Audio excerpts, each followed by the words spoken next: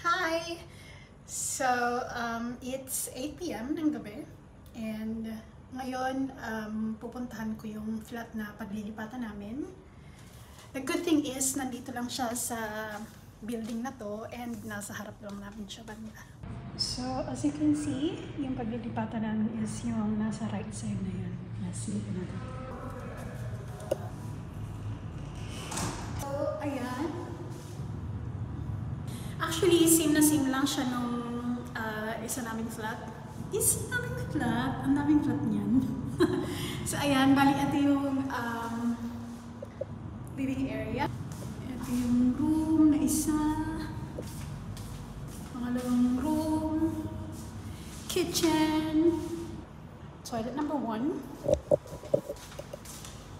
Toilet number 2.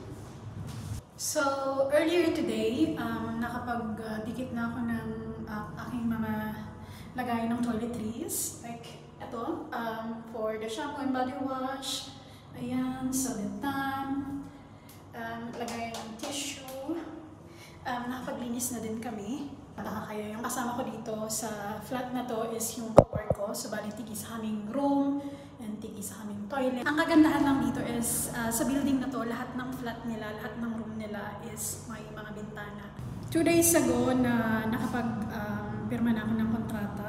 So, sa akin nakapangalan yung flat na to kasi yung luma naming flat, dun yung sa kasama ko kay Angie nakapangalan. So, kapag ka magta-transfer ng flat, kailangan sa ibang name naman. So, ako yung pumirma ng kontrata nito. And since nakapirma na kami ng kontrata, pwede na kaming maglabas-pasok and pwede na rin kami mag-start maglipat ng mga gamit. So, mamaya, maglilipat na ako ng ibang gamit na kaya kong buhatin. And siguro nagtataka kayo kung bakit kailangan namin lumipat ng flat. Isip lang naman to doon sa isa. Ito guys, pakita ko sa inyo. Simple lang yung kasiyahan namin. Ayan. Kung nakikita nyo, ayan. Yung flat na to is nasa harap banda ng building. Ayan. So, meron kaming view. Ayan. Yan yung kasiyahan namin. Yung view na yan. Diba? Hindi yan kagandahan pero at least. Doon kasi sa isang flat, nasa likod kami banda. So, pagbukas mo ng bintana, makikita mo is yung building. Yung likod mismo na building. And then, minsan may makikita ka pa ng mga Egyptian nagsasampay sa labas. Diba? But at least dito may ganyan. Ayan. So, pwede kami magmuni-muni kapag galing ng work. Ayan, tanaw-tanaw lang dyan. Relax-relax. Diba? Dalawa kasi yung flat na nandito banda sa floor namin. So, nung lumipat kami sa building na to, inabangan talaga namin. Sabi namin kapag ang isa sa dyan mabakante, lilipat kami. And then, sinabihan din namin yung tagabantay nitong building. And yan. Sakto, after ng 1-year contract namin, naging bakante to. So, ayan.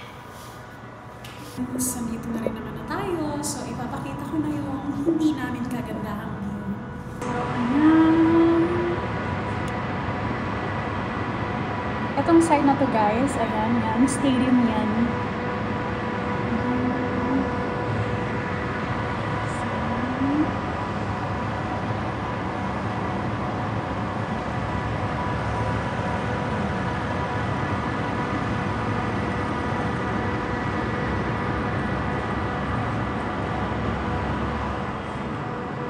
Okay, that's enough.